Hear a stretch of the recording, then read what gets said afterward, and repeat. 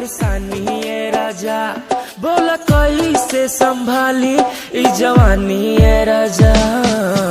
सैया जी सुनी हमरा बात के, कैसे हम मिले आई दिया राम रात के।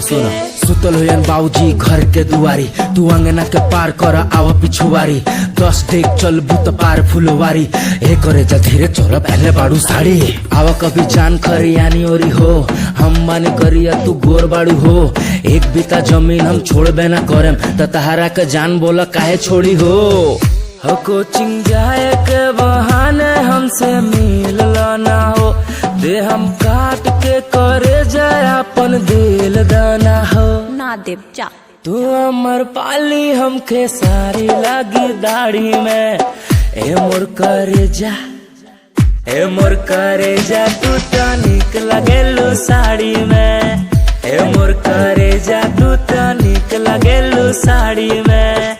आय आय सुना हो करे जा मोर धनिया, लायम बारात हम बनायम तके कनिया। आय आय सुना हो करे जा मोर धनिया, लायम बारात हम बनायम तके कनिया। साइकिल पर घुमा का रखल बाटे गाड़ी में, ए मोर करे जा, तू तो निक लगेलू साड़ी में।